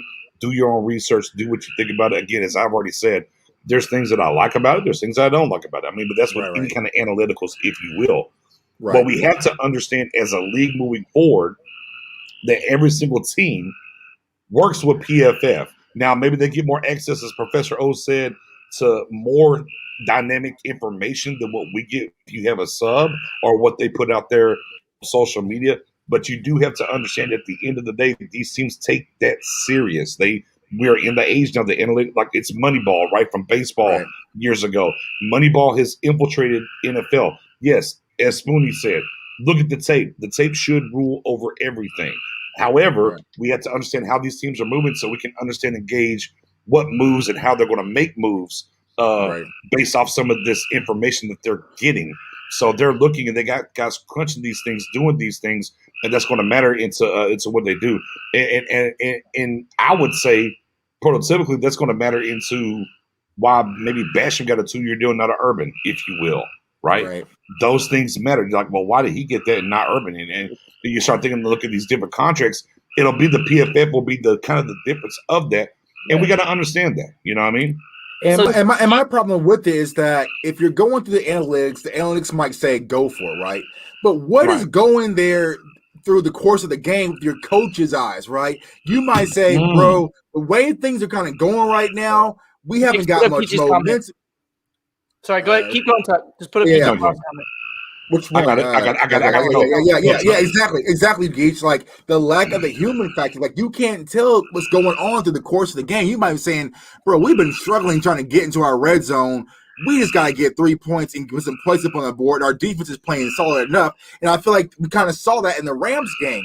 Granted, we all love CeeDee Lamb, but bro, going for it, giving to your rookie underneath, you're in the shallow. Let's take the field goal because everything was kind of going in our favor. And so that's where I get frustrated with analytics. What's going on from a football perspective? So good comments. And I wanted to, my bad. I just want to throw out there. Go ahead. No, that's great. Go for it. The reason teams like analytics is because you are removing the human factor and the emotions out of it and saying, statistically, you're better off doing this for this reason. And again, I bring it up Zeke. We had a group conversation talking about Zeke. So fans say, well, Zeke had a down year because of the offensive line issues and because of this and because Dak went out and all that. And all that's true. But what they're grading, they can't worry about that. They have to say, on this play, he did this because of that, period. They don't care what other context is taken out. So basically, the reason that teams like PFF is because they're saying, with all other things removed, what did he actually do on the play? Period. We can't care about his draft status, his contract, his reputation, his offensive line issues, his coaching decisions. Did he get a good play or not? That's what they're grading on, and that's why there's always going to be a disconnect between fans and analytics. There will always be that, no matter how much teams embrace it or not, because they are removing the human element. So that's why I thought Geech's comments so great, and that's why teams are going towards that, because they're saying, well, we may have a season where all that happens. How is this player going to perform based on raw data? And that's how they make their determination on that. So again, it's a piece of the puzzle to use towards your decision. Watch the tape, make your own opinion, look at the context, add it all together, and make your opinion based on that. Don't do it just off PFF or just film or just what we say or just ESPN or anybody. I can go to Vegas and the analysts can tell me to play all odd right now, but my bank account and my emotions might tell me, bro, you need to chill out. So and the reason we're bringing it up is, and we have to be, as we're talking about Mike McCarthy, and very early on, it was analytics with Mike McCarthy first coming in, right? We saw week 1 against the Rams. Could have kicked the field goal and tied it, right? Went for it, didn't get it, right? Different things happened. And then we kind of went and moved forward, and we watched, different times where they went for it, where it was the one watermelon kick that worked, the other one that didn't work, and, different going for it on fake punts and different things of that ilk, right? So it's different things of that way. And we're talking about Mike McCarthy, so it makes sense for us to bring that in here and talk about PFF and what's going on and where he's at. Let me ask a quick question. Sure. From the analytics standpoint, who is taking care of the analytics and sending that down to Mike McCarthy? Like, who is it? Like, got to find that name. Yeah, we got to find that name. Yeah, we got to find that name. I mean, he might have a stat sheet as well. I'm just waiting on them to call me. Like, I'm ready. Yeah, right. Professor O told him to fake punt that, bro. Wasn't me. Just to throw it out there real quick. There's I forget the name of the guy, and I apologize. He's a high school coach who's like well renowned for never punting, no matter what the situation is. It's always onside kicks, and it's always go for it on 4th down. He just got signed by or hired by a college as their head coach. I think it's Towson University, maybe. So it'll be interesting to keep an eye on that. But Bill Belichick last year gave him a shout out saying he's actually based some of his decisions based on what this guy teaches. So again, it's showing even guys like Bill Belichick are saying maybe there's something to this that we're overthinking it and just saying traditionally we always punt in this situation. So let's punt here. Where like the numbers may say you're actually increasing your odds of losing. But again, that's all going to depend too. It's going to be completely different because some teams, the analytics will make sense. Like I have a better defense than I do offense. It makes sense for me to punt. And other teams are going to say, I know if I punt like Dallas the last couple of years, if I punt, I'm not going to stop them. They're going to score. I'm actually better off going for it in this situation. So it's always good. It's never going to be 100% right. It's just again. I hate those people on Madden. I hate y'all with a passion, man. And one thing we're going to look at this season going forward, right, is we're going to be watching all these scenarios with Mike McCarthy. But now we expect it. I expect it. Like now it's like 4th down. Let's talk about the punter they just signed. Yeah. Fourth downs are no longer boring in Dallas. Like, don't go grab a refill your drink and go to the bathroom because that's what I love. Look up our punter. Literally, just YouTube this punter because there's not a lot of punters you can find. His name is Brian Anger. There, you'll see like 15 different plays where he was running like punter options, reverses, punter sneaks, passing the ball a lot, actually quite a bit. So it's interesting that they brought him in. If he beats out Niswander, or however you pronounce his name, at punter, you're going to see at least 3 or 4 fake punts this year, guaranteed. He's super aggressive. And that's kind of the thing I was against McCarthy last year is I'm like, dude, rein in your special teams coach. Like, I love it. I love it. Bones was in this thing like, man, hey, I'm about to get jiggy. I don't know what y'all talking about. Y'all know why I'm here. Y'all know why I'm here. I love it. Listen, through the years of Garrett, it's fourth and 1. We all know what we all are Kush. We all are Kush. Go ahead, Spoon. We all know what you're going to do at 4th and 1, Garrett. He started doing it in spite at the end of his career. Because I go all the way back when Emmitt Smith was here, and I can think about the Eagles game, 4th and 1. We run with Emmitt, and I get it.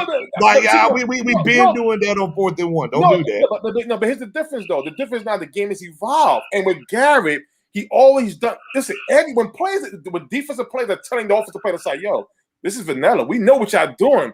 When you're going to be more creative now, I look at McCarthy last year. He's basically telling his team, listen, if I go for it on 4th down, I'm going to take the hit. But I'm telling you, I want to be aggressive. I'm trusting you. I'm trusting you. That's how you build the trust. You think when a guy like Mahomes and Aaron Rodgers, you think they always punt it? No. This is why Aaron Rodgers and these guys grew up so fast because of the trust. Of the trust factor. Dak Prescott's ankle was broke. His ankle was broken. We were still doing it. I want the aggressiveness. Dak Prescott wasn't out there watching. This is why P.O. say it again, P.O. Say it again. Eddie Dalton, I'm trusting you. Ain't do it. Oh, Lord. 4th and 1. Stay to the whole thing because you may see a punt. You may see a 4th and they go for it. And guess what? If they go for it, we win. Yo, McCarthy, it's the man. But if we miss it, McCarthy should have did it. But I love the aggressiveness. These how these plays are going to grow. Gabby was so predictable. Listen, if we play hide and seek, I know what Gabby said. Gabby, get out the corner, Gabby. You right there. It's not Spoon's minute. Hold on. Okay. All right, Spoon. All right. I'm sorry. He better not do that silly stuff in Tampa. I'm going to go out there and snatch it. Wait. Who's on the field? Right, I was thinking, CFO snatching Mike McCarthy, bro. You went for it. Listen. End of the day, I love the approach. I love the approach, and guess what? I believe in the aggressiveness around Dak. I'm telling you, this is going to be a very good team this year. Full off season, barely no injuries, no setbacks. This is going to be a dangerous team. And listen, end of the day, when the years we have with Garrett, we are allowed to be. I don't know. I got to see. It's fine because it's been a long time. 10 years. Yeah. 10 years. I just want to. Hair, some of us didn't have hair, some had curls, and then we all grew up. We're waiting. But here's what I'll tell Mike McCarthy and Bones: if we are kicking off on Thursday night versus Tampa, onside that and throw everybody off. All I want this year is like a play action, go deep on the first play of the game. Like, stop giving Zeke a draw to start the game off over and over and over and over and over again. Or dive, I should say. I do want to say real quick, bringing back PFF before we wrap it up. As fans, though, we got to be careful with saying that we don't like a source because you don't agree with something, because a lot of fans also use PFF on why Tank is good, despite what the stats say. So despite the Zeke or Tank doesn't have a lot of sacks, they say, well, he's graded a 7th or whatever in their top 10. And again, they're grading it not off of if he got a sack or not. They're basing it off of his pass rush win rate, which is how often do you beat the guy blocking you in 2.5 seconds? It doesn't matter if you sack the quarterback or not, because the quarterback might roll the other way. Did you do your job on that play? And then again, another thing would be like on a slant. We'll just use a slant as an example. So Dak throws a slant to Amari Cooper. How many yards of separation did Cooper have versus the defensive back? Did Dak throw the ball on target? There's multiple things graded aside from just it was an 8-yard gain. So like that's where the context kind of plays into it. And again, it's not perfect. There's going to be things that I'm a PFF guy, and I'm like I have nothing for you. Like Saquon being graded above Zeke. Like I understand Zeke falling. He had a bad year last year, but Saquon being above him, he had 19 yards last year or something.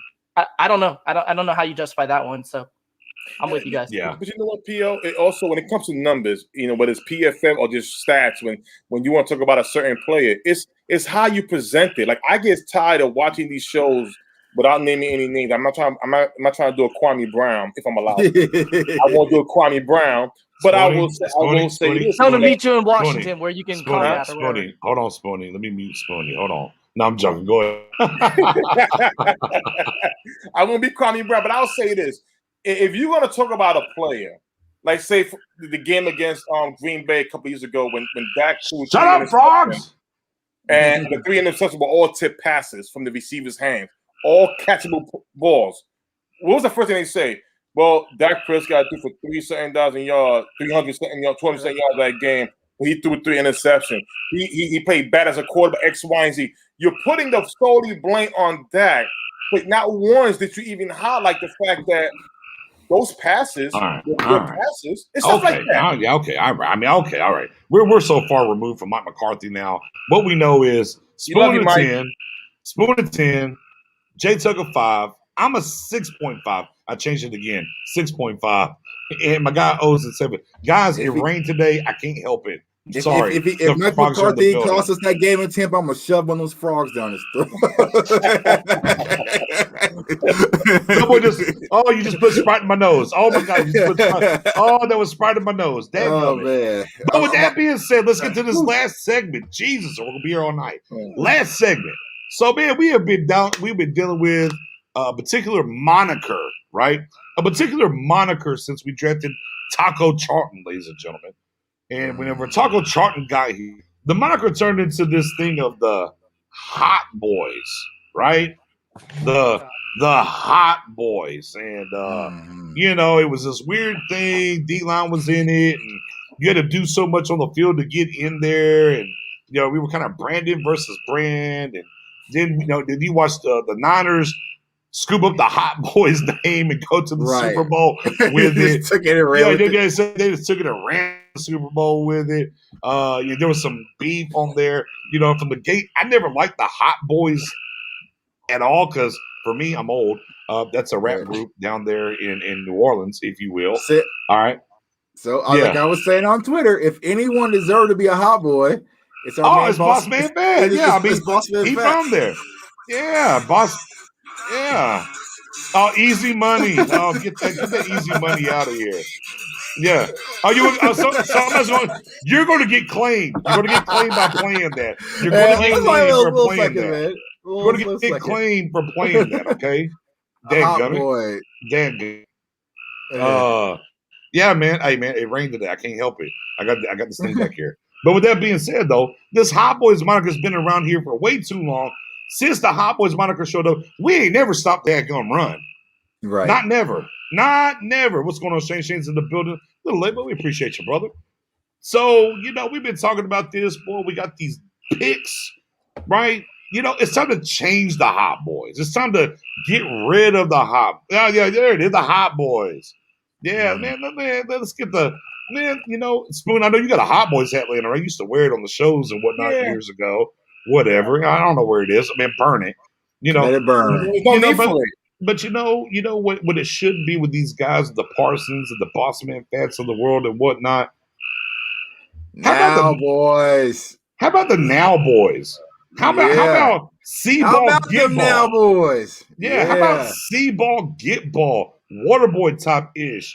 How about that new Star Gang logo? Check that out, man. Yeah, check out that new Star Gang logo. Get the CF logo in the building. We got the other Star Gang brand new logo as well up top in all the social medias. But how about get the Hot Boys out of here? Let's get to the Now Boys. Can we now stop the run? Can we now pass? Can we now possibly get a top 10 defense? Can we now not be a joke on defense? Can we now not talk about easy money when people were running us like Baltimore last year?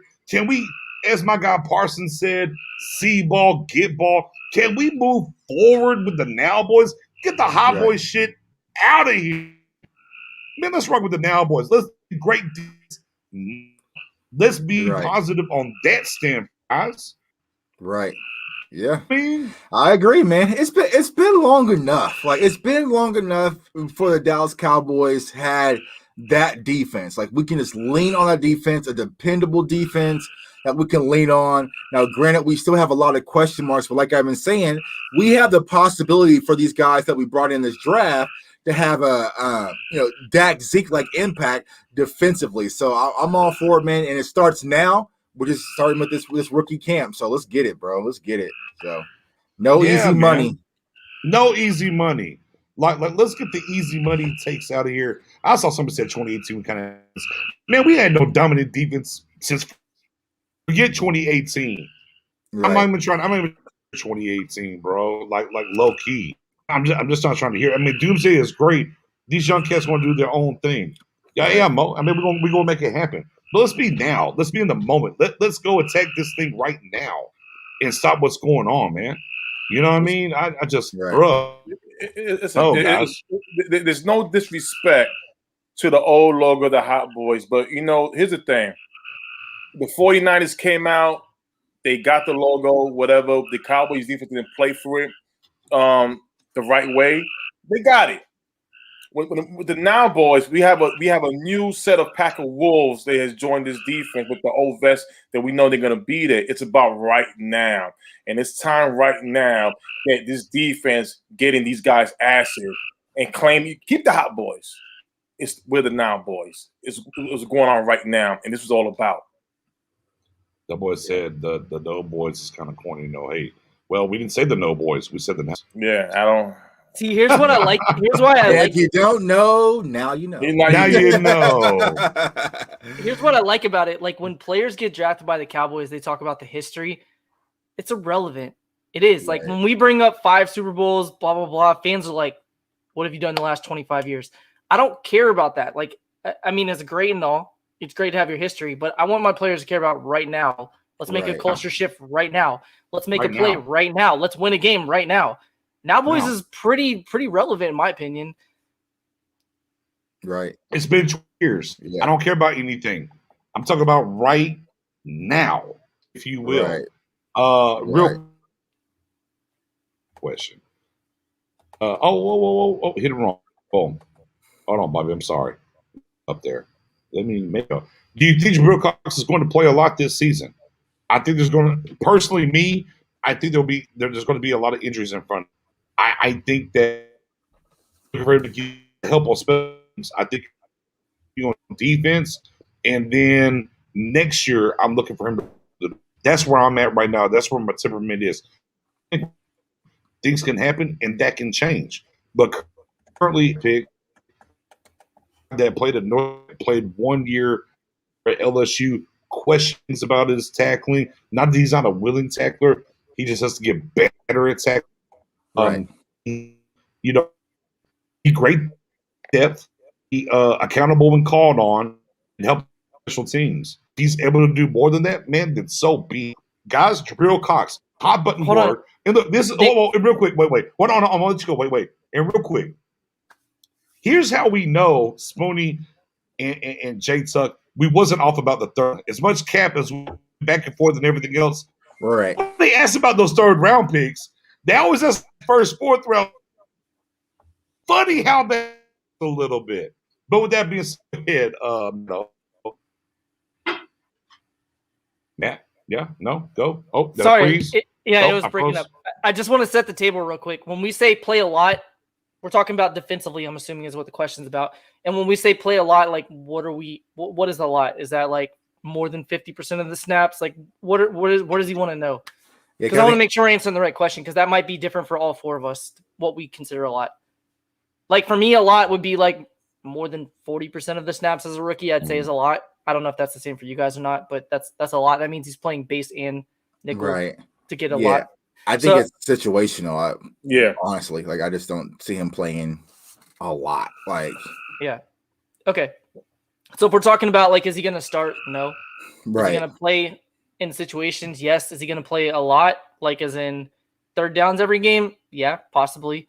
Not every third down, but he'll play a lot of third downs. I'd say he plays like 25-30% of the snaps total. Maybe defensively is max where I think he'll play. I mean, if I'm not breaking up, Warriors beat the Lakers. Does that mean something? I don't know. They're doing the play-in. They're doing the play-in right now. The Lakers were a 7 seed, so they did not make the playoffs. That's what that means. Don't they have another game though? I don't know. I know they were the 7 seed playing the Warriors, who were the 10 seed, I believe. Chat, feel free to let us know. Yeah. Okay. Cool. All right. But with that being said, Mavs game. Yeah. Yeah. Magic. That's what's up. Go Hawks, Magic. by the way. Yeah. Magic. Orlando Magic. Looking for this draft. Whatever. Don't ear me, bro. Don't do me like that, cuz. But with that being said, the thing I was saying was, if I'm not breaking up anymore, was I find it funny. And here's how we know during the draft coverage when we were all on the third round, bro. We get asked more about Jabril Cox than we get asked about any of those third round picks. All three of them. So there's something to be had there. But Jabril Cox, as I was saying, special teams ace, right? Is what you're looking for. Some help on defense, and I look for him to walk through the door next year. Jabril Cox this year. What do you think, J Tuck? Yeah, like I said, just like Professor O said, I don't think you're going to see him a lot, barring like unless there's injury, right? Oh, yeah, I forgot about my guy Nate Rosario, man. What's up, Nate? I don't think Jabril Cox is going to play a lot unless there's an injury. I think it's going to be situational. You'll see him in nickel packages and also special teams. So I think, like you said, Nick, you really won't see his full impact until next year. I know the hot topic button has been whether he's going to play safety or linebacker. I personally think he'll be considered a linebacker. I don't see him playing in safety. I think he'll be kind of that coverage linebacker that we kind of been speaking about all draft coverage. But he can play safety. I don't know why people think that he can't, because he has the intangibles to actually play a better safety than probably a linebacker, because he's not really good in the run game. So I think that what draws him to more of the safety position versus him being a linebacker. Right. Being a 3-down linebacker, because how effective is he really in the run? So, but he can cover the slot. He can, do a little bit all in coverage. You already got the interception we talked about earlier. So, but I think you'll see him sparingly using situationals, but I don't expect to see him starting or having that type of impact. Unless if we end up going with a lot of big nickel, then maybe you see his snap count go up.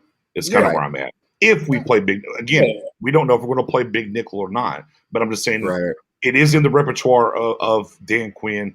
If he wants to do some big nickel stuff, it could happen there. Spoonie, Jabril Cox, big impact this year, or do you think it's next year? Or whatever. What do you think? No, I think it's more next year. It can be this year, depending on what they do. If they make any moves on LVE or Jalen, which has been the talk of the offseason. Of course, then you would say, listen, if one or both are gone, then, snap count would definitely go up. It's too early to say. I know there's been a lot of argument and disagreements between Cox playing safety, linebacker. It's a nip in the butt, because I know it's been going crazy with fans. Regardless, we got a very good play. I think the steal of the draft, of the whole draft, and this kid will make a difference. I don't think. Whoa! Spoon, stop. Rewind. You said steal of the entire draft? Yeah, for I think us, so. or for every team. He's us. Okay. Yeah, because he definitely a second round play. They were saying something he could have been a late. Hold on, Spoon. Let Stephen Jones tell it. He was a top 25 player for us. Oh, for everybody we got. Yeah. I mean, listen.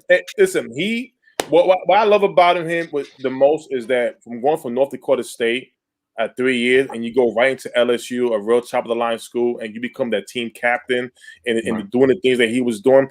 That tells me that I feel confident this kid will grow. If tomorrow with breaking news happen, LVE or Jalen Smith is traded, which I hope not, but if it goes down like that, I trust Jabril Cox to grow quickly in the NFL. So instead of us going, he's the guy. Well, Spoon. He's the guy that we talked about. We talked about JOK and stuff like that. He's the future of the linebacker position. That's why I don't see him going back to safety. He's the future. He's what we think that the future of the linebacker core is going to be. Real quick, we got one more question here. We got one more. This is like I said, you were right. Tuck, he can play it, but like you say, I don't think he's going back to that. Hawkins says next year, Neal or Wilson a contract. Actually, Wilson has one more year on his deal. He's in his third year. He signed a 4-year deal, so you have to worry about Wilson getting paid after next year. If they're going to bring Neal back long term, they'll have to get a deal done with him before the end of the season. If it gets to the end of the season, I think he's gone. Does anybody disagree with that? Are y'all kosher? Or what do y'all think? Yeah, I think Neal won't be back, honestly, because based on what we spoke about earlier about the linebacker, Cox, right? I mean, Cox kind of fits that, right? Right, he's going to be that guy. So I don't think we'll sign him. Pay a player and nah, he's gone. He don't pay. Matto, I'll let you follow that. Yeah, I mean, it's hard to follow that. I'll say there's like one of 3 scenarios for Neal. Is either he can play linebacker and show that he's that guy in the NFL and he's that Tevin Smith, right? Is that yeah, he's that Tevin Smith type of mold that JOK type of mold that he can play linebacker legit in the NFL, and he'll get a big contract next season if he does that well. Right. Or he'll get injured again, and teams are going to say, that's 3 out of 5 years now. Like he's just not that guy we can't trust. Or he'll play kind of a hybrid role and play safety and linebacker, kind of intermix, and then either way, he'll still get a big contract next year from somebody else. So I'd say all 3 scenarios, he's probably not re-signing in Dallas after this year. I don't think Navi's coming back.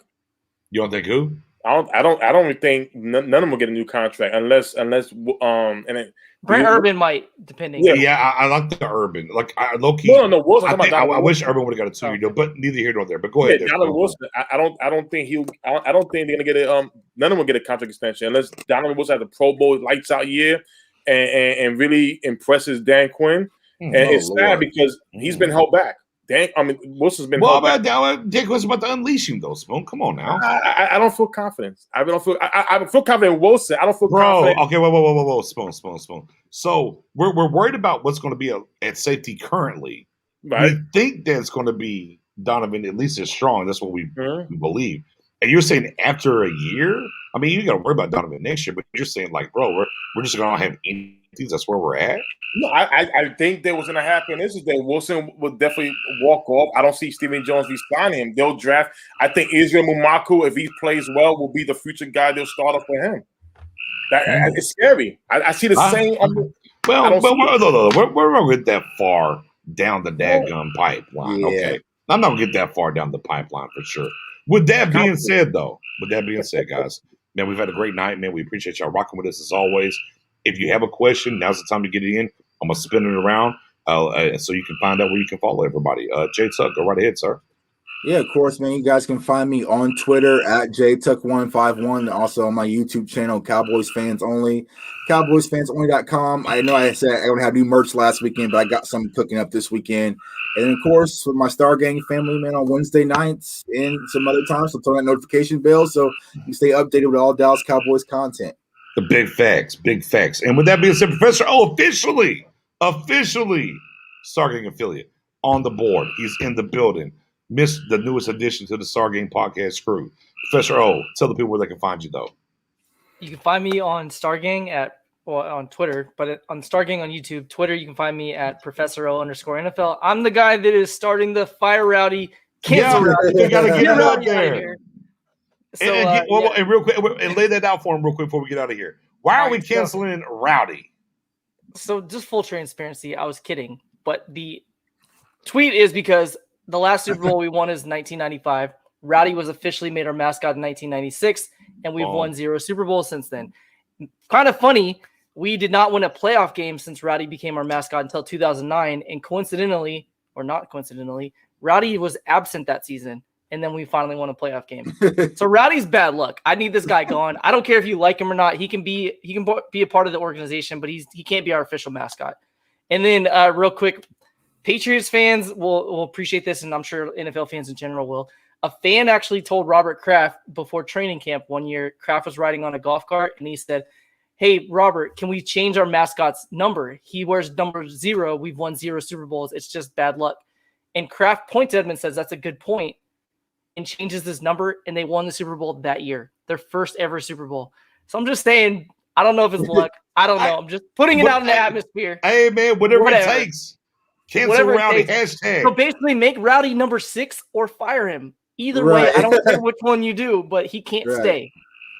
Yeah, man. I mean, what do we got to do to get Rowdy up out of here? Or put number 6 on him. Either one, something. Whatever. I don't care. Either one. We gotta change something. See, change the mascot culture. That's what I need. Change the mascot culture in Dallas. Yeah, change that culture. Look, we thought it was Jimmy Johnson not being in the Ring of Honor, but low key, it was that dadgum Rowdy. Freaking mascot. Dadgum Rowdy. But Spoony, tell me where to find you on Twitter, man. Oh, you can find me at Spoonie881 on Twitter, right here at home at Star Game Podcast with these great guys and Miss Mariella when she returns from the stuff she's going through. Listen, I just want to say thank you guys. It's all Star Game affiliates here in the panel. We reached 5,000. over 5,000 so far. Yeah, we had that 5K. Yeah. Listen, I recall a couple of years ago we started this. It was only 150 members, and we appreciate you guys come on every time we get on. And I'm gonna leave this a little spicy for y'all right here. I have a feeling a move will be made. Ooh. A move will be made that we least expected right before the day of the training camp when the veterans come in. I have this feeling. I gotta say. Are we talking about big cut, signing a trade, or not sure yet? Add on to the team. I think a trade will. I feel my hands are sweaty. And hands are sweaty. When I gave out fish, I was they're gonna make a move. I have a feeling a move will be made. A trade will be made. I have a feeling. Hey man, okay. I mean, we'll see. And look, that was actually what we want to talk about. Maybe a particular player that could be moved today. Matt O brought up the Mike McCarthy thing. I said, well, you know what? Let's swap it out. We'll throw the Mike McCarthy. We'll get to a trade a little bit later. It's a little spicy. Some guys that can be there, and we'll get to that, right? With that being said, though, man, Star Game Podcast on YouTube, man, sub to the channel, hit the notification button. As Spoonie just alluded to, man, less than 3 years ago, we started, or we're on the cusp, I should say, right at 3 years. We started with 150 people, man. We were over 5K in the group. 2K following the page, man. Come join the group, man. Come go like them and follow the page. And man, on YouTube, your _guy_ Nix NIX. I am less than 100 people away from 1,000 followers. By all means, come through. And no matter what, CFO is only or Star Game Podcast on YouTube. Man, you got to hit that bell. You never know we're going to show up. You never know. But before we go, yeah. We got a question. I got you. We got a question on the back end. Go ahead though. No, go ahead. Right. I got you. Let's just go ahead and share. Let's let it run. Cowboys Nation, it's Kelvin Joseph. I can't wait for the season to get started. Be sure you check out Jay Tuck. Subscribe to his channel. Keep shining. The sky's the limit. You know the vibe. Stop playing. Hey, Hobbs, stop. Boss man. No. Run that back again. No. Run that boss man back again. You guys know the vibes, man. No. Run that. That's by far my favorite pick of the draft. You guys know the vibes, man. I know the vibes. Tuck was on boss man from day one. How was lunch? Let's run again. Cowboys Nation, it's Kelvin Joseph. I can't wait for the season to get started. Be sure you check out Jay Tuck. Subscribe to his channel. Keep shining. The sky's the limit. You know the vibe. Stop playing. You know the vibes. That was my CB1. That was my CB1, bro. Day one. Y'all knew it. Hey, chat. If you want J Tuck to have a Boss Man T-shirt or hoodie, put it in the chat so we know. Shouts out to Boss Man. Shouts out to my guy Boss Man. So we're all in. Like I said, y'all know the vibes, man. Once they become a Dallas Cowboys player, this guy back there hated the pick, man. But hey, but once he read that star, man, it is what it is. Let's roll. Let's lock and load. So shout out to my man, Boss Man Fat. Let's get it. You know the vibes. Yeah, you know the vibes, man. Let's get it, man. Yeah. And low key, man. This is what we do for y'all, man. Without y'all, there's no us. Yeah, facts. Keep it a buck, and we do this for y'all, man. We are the people's champ of creator content, right? That's what we do here, man. We do it with y'all. We like to interact with y'all. We got some things on the back end that we're working on. You see, we add people into the groups at different times where we're doing these shows and whatnot. And we got more of that stuff coming, man. We got some more giveaways coming. We got some other things happening and whatnot. Yeah, man. You know what I'm saying? So, but yeah, man, we appreciate everybody that are rocking with us. No ifs, ands, or buts about it. But that's exactly what him with that fire. Mendoza said, nice. White was like, oh, he was crazy with it. The boy Bob, he said, me and CB1, we being cool, man. We being cool.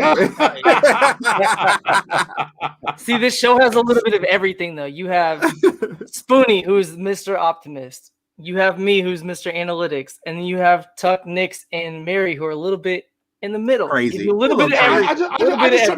I try to keep everybody on kill. I just like, hey, let's keep everybody on kill. Ron can say, man, congrats to Professor O officially on the show. You know his Kush, man. I appreciate you, brother, but you've been rocking with us for a long time. We're about to get Professor O a job at PFF, man. I'm about to work. Man, we're gonna have to.